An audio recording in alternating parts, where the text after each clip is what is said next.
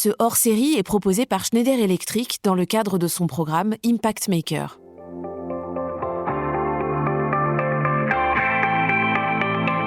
Bonjour à toutes et à tous et bienvenue dans cette nouvelle saison de notre hors-série Impact Maker. Dans cet épisode, je vous propose de remonter le fil de nos contenus numériques pour comprendre ce qu'implique le stockage et l'échange de nos données.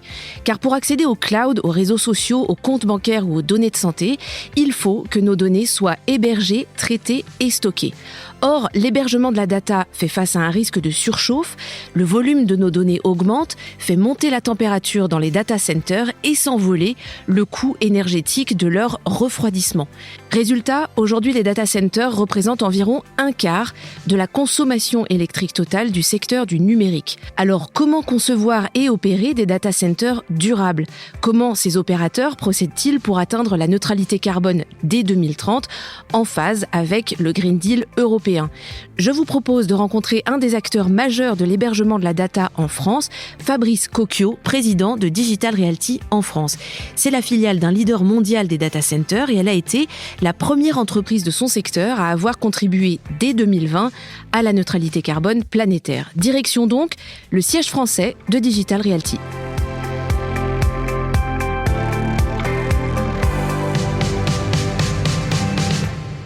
Bonjour Fabrice Cocchio. Bonjour. Merci de nous recevoir ici au siège de Digital Realty à Paris. Vous dirigez donc Digital Realty en France. Depuis quand et en quoi consiste votre mission ? Bien, j'ai le plaisir d'être le président de Digital Realty France depuis maintenant 25 ans.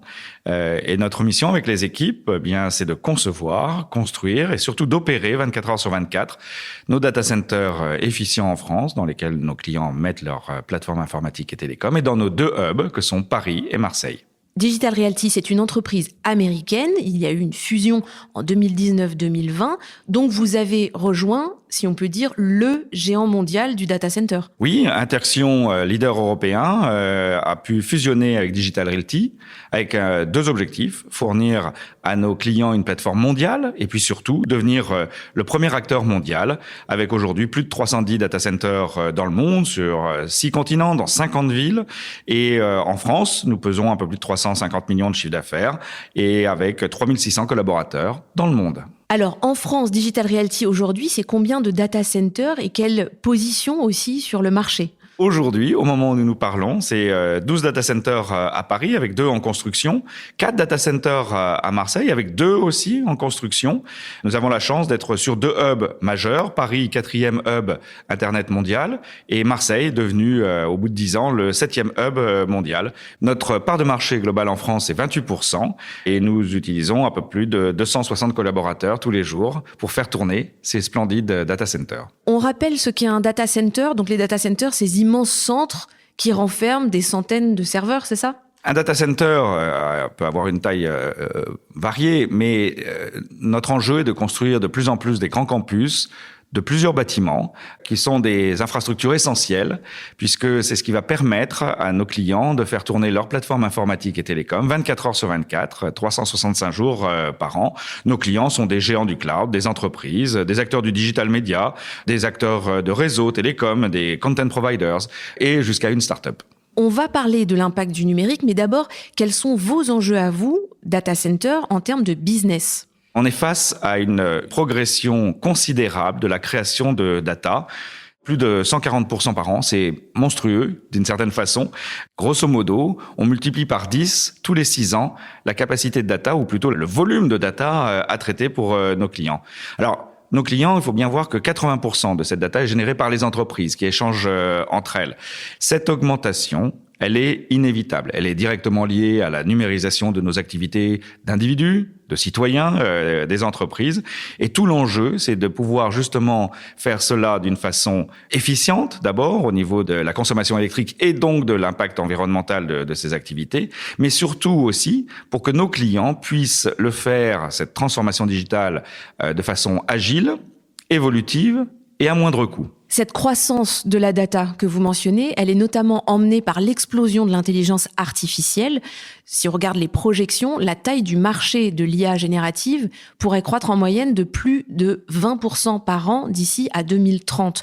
Or, vous êtes aux premières loges de cet essor-là. Ça change la donne pour vous. C'est un phénomène supplémentaire.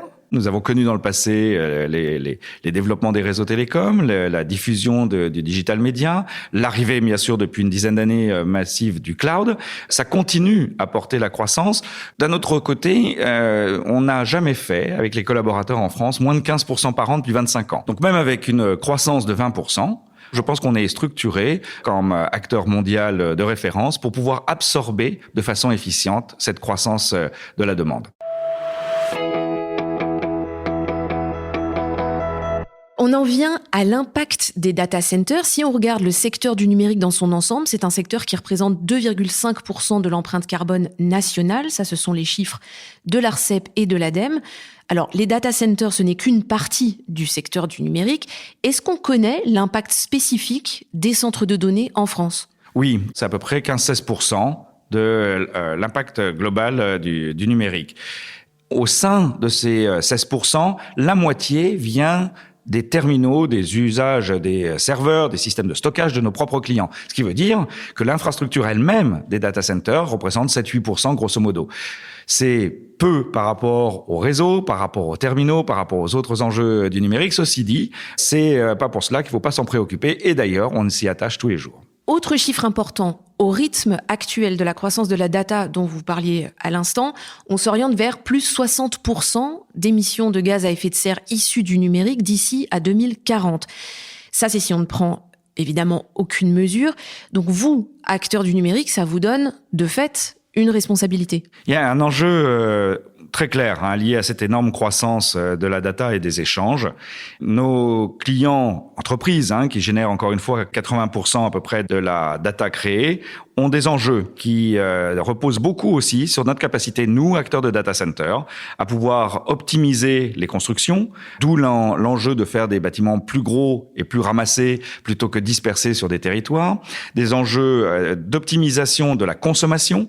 Et là, on est devenu, au bout de 25 ans, des experts sur l'efficience énergétique pour obtenir des meilleurs rendements au service de nos clients et donc indirectement de l'environnement, puisque tout l'enjeu est de pouvoir travailler sur chaque élément de la chaîne électrique, climatique et environnementale des bâtiments, de façon à avoir de l'efficience au quotidien. Vous pilotez ce réseau de data centers depuis 25 ans. Vous avez donc vu ce secteur évoluer et notamment vers 2013-2014, qui est le moment où vous avez amorcé un virage au sein de Digital Realty sur ces questions de durabilité. D'ailleurs, pourquoi 2014 ? D'abord, je considère, et nous considérons chez Digital Realty, que c'est clairement de la responsabilité en tant que dirigeant, que ça soit au niveau d'un pays ou que ça soit au niveau mondial, de s'engager sur cette dimension environnementale. Et effectivement, à partir de 2013-2014, on a observé deux choses, grosso modo. La première, c'est que nos clients étaient de plus en plus préoccupés par les empreintes environnementales et carbone de leurs activités informatiques dans nos locaux, et que il fallait qu'on les aide à pouvoir atteindre les objectifs qu'eux-mêmes se fixaient.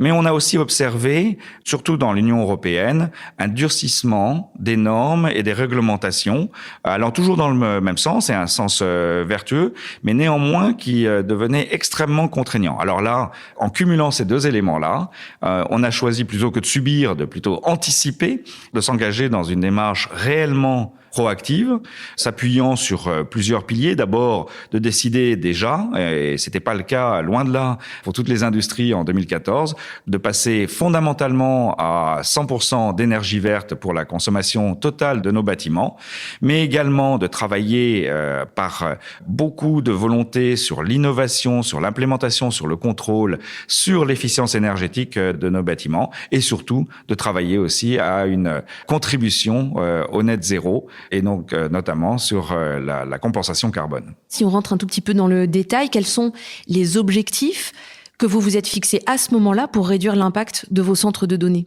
Alors, deux temporalités. La première, en 2014, on avait décidé d'aller le plus vite possible vers une contribution à la neutralité carbone sur ce qu'on appelle les scopes 1 et 2, c'est-à-dire ce qu'on peut maîtriser directement, seul, entre guillemets, au sein de l'entreprise. On est très fiers parce qu'avec les collaborateurs, on a atteint dès 2020 cette contribution nette zéro sur les scopes 1 et 2, au prix de beaucoup d'efforts et beaucoup de volonté. Et puis, au-delà de 2020, et bien évidemment, tout ce qu'on a réussi à faire depuis 2020, on le perpétue chaque année, mais dans le cadre du groupe, eh bien, on a des engagements à l'horizon 2030 sur le chemin vers la contribution net zéro, de réduire fondamentalement nos émissions de scope 3 de 24% d'ici 2030.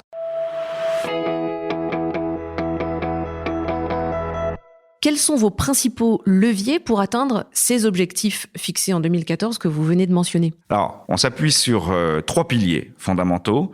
Le premier, c'est l'efficience énergétique. Le meilleur kilowattheure, c'est celui qu'on ne consomme pas.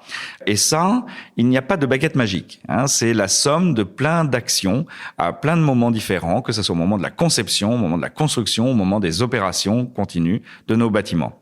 Deuxième pilier, systématiser à 100% l'alimentation en énergie renouvelable. Alors, on le faisait à l'origine avec des garanties de certification d'origine.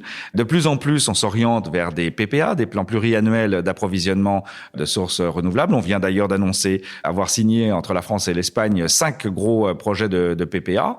Troisième et dernier pilier, c'est l'enjeu qu'on appelle grosso modo de la décarbonation. C'est justement tous les enjeux liés autour du scope 3, c'est-à-dire l'intégralité de la façon dont nous concevons les cycles de vie, de construction et d'opération de nos bâtiments. Parlons de l'efficience énergétique, c'est le levier décisif pour vous puisque les data centers sont très énergivores. Comment est-ce que vous avez procédé pour réduire votre facture énergétique ? Effectivement, c'est un énorme focus de notre part et de nos équipes. Encore une fois, toutes ces notions d'efficience, que ça soit sur le cooling, que ça soit sur l'électricité, ça se déclare pas, ça se mesure. Et donc, pour le mesurer, pour savoir ce qu'on peut faire, il faut beaucoup de métrologie, mettre des compteurs un petit peu partout, en amont, en aval, de façon à pouvoir justement monitorer au plus près tous ces éléments. On est en plus, désormais, depuis quelques années, assisté par de l'intelligence artificielle, c'est-à-dire que nous utilisons des plateformes qui nous permettent de faire de l'analyse et d'aider les gestionnaires d'infrastructures à regarder soit des défauts, soit des éléments qu'on ne comprend pas bien, ou en tout cas à chercher d'optimiser justement ces systèmes de refroidissement ou de distribution électrique. C'est l'enjeu de demain, sûrement de plus en plus d'IA à l'intérieur même des data centers qui hébergent des plateformes d'IA. Ce qui consomme le plus chez vous, c'est le refroidissement des salles où se trouvent les fameux racks, les serveurs. Le refroidissement, ça pèse combien dans votre facture d'électricité et quelles sont vos techniques pour refroidir ? Parce qu'à Marseille notamment, j'ai lu que vous utilisiez l'eau d'un ruisseau souterrain. Est-ce que vous pouvez expliquer comment ça fonctionne ? Alors, le refroidissement est malheureusement nécessaire. Il s'agit avant tout de donner un environnement de température et d'hygrométrie aux machines de nos clients qui soit optimal par rapport à l'usage des microprocesseurs. Est-ce qu'on peut dire une température d'ailleurs ? Avec le temps, justement, on a réussi à convaincre nos clients à remonter les températures. Donc, il n'est pas inhabituel d'avoir du 26-27 degrés à l'intérieur des salles, ce qui est plutôt chaud.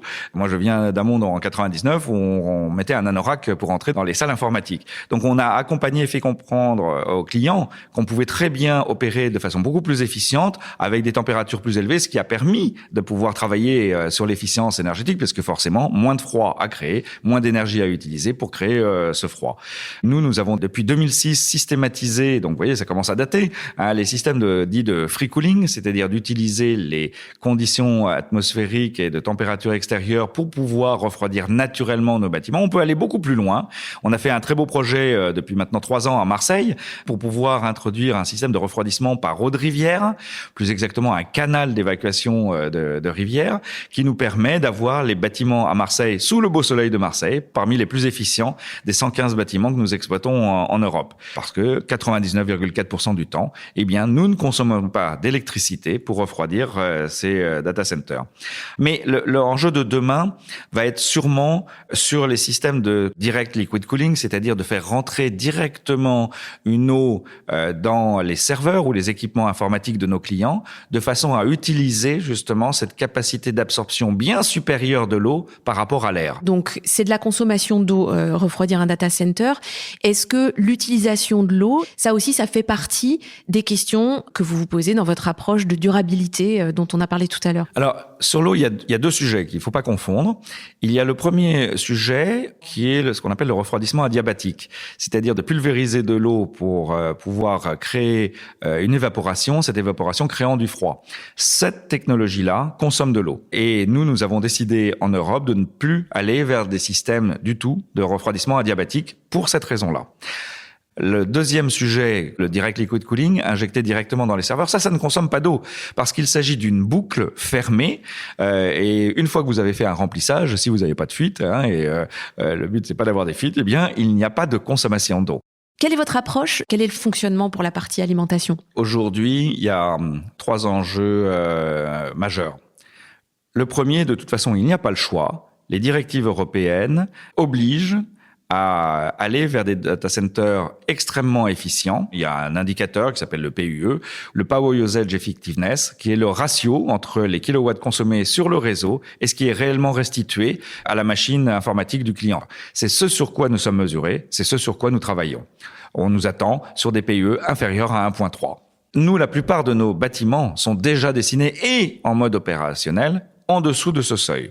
Le deuxième enjeu, c'est que aujourd'hui, on utilise, comme depuis 25 ans, des générateurs, des groupes électrogènes. Là, on a fait un mouvement majeur. Moi, je me réjouis parce que Digital Realty en France a été le premier acteur à avoir introduit le HVO, un diesel de synthèse, qui, sur son cycle de vie, réduit de 90% également son empreinte carbone. Alors, c'est magique là parce que 90% de 90%, quasiment du jour au lendemain, par cette décision, nous avons réduit de 81% l'impact carbone de cet élément essentiel au fonctionnement et à la sécurité des data centers, les groupes électrogènes. Troisième élément, travailler à l'additionnalité réelle des capacités de ressources énergétiques renouvelables pour le réseau français, nos clients et les écosystèmes dans lesquels nous travaillons, à commencer par les territoires sur lesquels nous intervenons, attendent que nous ayons une réalité d'additionnalité à proximité sur le réseau français pour que les nouveaux électrons renouvelables arrivent jusqu'à nos bâtiments. Vous mentionniez vos 3 piliers tout à l'heure. Le troisième, ça concerne la décarbonation de l'ensemble de vos activités et notamment, et ça vous occupe beaucoup, celle du scope 3. C'est le véritable enjeu. Il faut bien comprendre que toute la chaîne de valeur, tous nos partenaires doivent nous accompagner. On a 3 gros enjeux sur le scope 3. L'impact carbone de nos constructions, essentiellement lié au ciment, donc au béton, avec son impact carbone. D'ailleurs, nous avons commencé dans nos appels d'offres à mettre des clauses très claires sur le béton bas carbone, en tout cas sur ce que nous attendons. Deuxièmement, et notamment ça s'illustre beaucoup à travers notre partenariat avec Schneider Electric, c'est justement avoir le cycle de vie et l'empreinte carbone globale des équipements que nous choisissons d'intégrer au sein de nos data centers. Et puis le troisième élément, réutiliser toute cette chaleur. Il faut jamais oublier qu'il faut être 2 pour danser le tango. Donc moi, il faut que j'ai de l'autre côté du bâtiment soit un réseau de chaleur qui a besoin de cet apport, soit une extension de réseau de chaleur, ou alors d'un usage industriel comme réchauffer un hangar ou rentrer dans un processus industriel à proximité qui peut utiliser cette chaleur comme impact. Ces 3-là sont à peu près égaux entre eux sur leur poids relatif, un tiers chacun.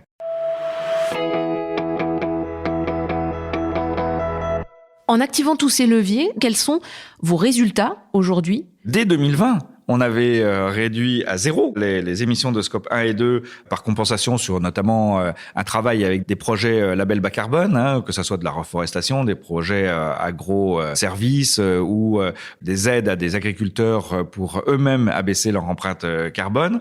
Depuis, on travaille notamment à réduire le scope 3 de 24% à l'horizon 2030. Ces réductions-là, ça veut dire que vous en êtes où en termes d'empreinte carbone en ordre de grandeur ? En 2023, on est à 3000 tonnes de carbone. Une fois, un élu m'a dit c'est toujours trop. Ben oui, il a raison, c'est toujours trop. Mais quand on voit que 3000 tonnes, ça correspond grosso modo à l'impact d'à peu près 280 Français par an pour le scope 1 et le scope 2, on s'aperçoit que ça reste quand même mineur pour le premier acteur France des data centers. Sur le scope 3, là, il est à peu près 10 fois plus. On est sur du 15 000, 17 000 tonnes. Ça représente grosso modo l'impact de 1300 Français. On peut toujours se dire c'est trop, et d'ailleurs on pense que c'est trop, on y travaille. Ceci dit, si tous les secteurs industriels et de services de France étaient au niveau des acteurs de data center comme Digital Realty, la planète s'en porterait mieux. Quel est, sur les questions de durabilité, quel est le défi qui vous mobilise le plus en tant que dirigeant ? Clairement, l'enjeu est de travailler ensemble. Sur le scope 3, moi, je dépends de tout le monde. Je dépends, en tant que dirigeant, du bon vouloir d'accompagnement de mes partenaires et prestataires, mais surtout de la réalité de leurs propres efforts. Et moi, je constate, malheureusement, que des fois, certaines sociétés, entre ce qu'ils déclarent et la réalité de ce qu'ils font, il y a encore un petit delta. Quel a été pour vous, à Digital Realty, le coût de cette décarbonation ? Alors, il y a toujours, bien évidemment, une mesure financière de n'importe quelle activité dans une entreprise. Mais c'est pas l'enjeu. Parce que premièrement, certaines règles s'imposent. Deuxièmement, nos clients nous attendent. Moi, je m'aperçois aussi que même des très grands clients, même des grands comptes français, ne savent pas trop, finalement, comment aborder l'enjeu environnemental de leur plateforme informatique et télécom. On est là pour les aider. Et est-ce qu'il y a un coût à garder son client? Est-ce qu'il y a un coût à aider son client? C'est l'enjeu même de l'entreprise. Sans client, pas de problème, pas de coût non plus. Mais forcément, ça va pas durer très longtemps. Alors, oui, il y a certains enjeux financiers, mais il y aurait des enjeux sûrement beaucoup plus grands à ne pas le faire. Est-ce que les enjeux de la durabilité ont changé quelque chose à la façon dont vous exercez votre métier et ces points sur lesquels vous n'êtes plus le même patron qu'il y a 20 ans ? Sûrement, sûrement. Je pense que la particularité de ces enjeux environnementaux impose de ne jamais travailler en silo. On est obligé d'avoir une vision globale des activités, des développements, des investissements. Donc là, il y a une complexité plus grande.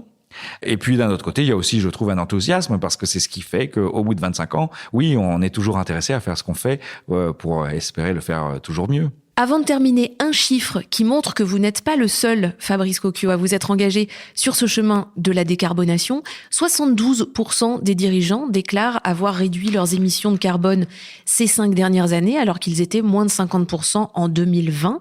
Ça veut dire que les choses bougent. Ça veut dire aussi peut-être qu'il reste des dirigeants à convaincre. Quel conseil est-ce que vous pourriez adresser aux dirigeants et aux dirigeantes qui contribueront aujourd'hui, demain, dans leur secteur, à cette dynamique de durabilité? Alors, je ne sais pas si j'ai des conseils à donner. En revanche, ce dont je suis certain, c'est que si ces enjeux environnementaux ne sont pas portés par la direction générale, il y a peu de chances que ça aboutisse. Et il faut être mesuré dans les éléments qu'on peut vraiment maîtriser. Encore une fois, je préconise très clairement une politique de petits pas, de pas croire qu'on sait tout faire. Il faut s'entourer d'experts, il faut regarder à l'extérieur ce qui marche ou pas, voir comment on pourrait, dans son industrie propre, le transposer, et puis ne pas hésiter à essayer. Voilà, il n'y a pas de yaka-yaka, c'est la somme de beaucoup d'actions, ce qui finalement contribue au même objectif, l'objectif commun qu'on a à tous pour se préserver d'ailleurs. Sur cette question de l'empreinte du numérique, est-ce que vous estimez qu'il y a aussi peut-être une réflexion à mener à plus petite échelle, individuellement, dans nos usages quotidiens ? Oui, clairement, parce que on commence tout juste à s'habituer à une certaine sobriété dans le textile, dans la consommation d'un certain nombre de choses. On n'y est pas du tout sur la data. Il n'y a rien de virtuel dans notre monde. Tout est physique. D'avoir 10 000 photos sur son iPhone, c'est peut-être pas nécessaire. Chaque élément qu'on n'utilise pas et qu'on supprime, eh bien, c'est bien pour la planète. Merci Fabrice Cocchio d'avoir parlé RAC, ruisseaux souterrains et métrologie avec nous. Avec plaisir. Et merci à vous, auditeurs et auditrices, pour votre écoute. Vous pouvez retrouver tous les épisodes de Impact Maker, le podcast hors série proposé par Schneider Electric. Vous y entendrez les récits de dirigeants qui ont accepté de raconter leur marche vers la transition écologique. À bientôt.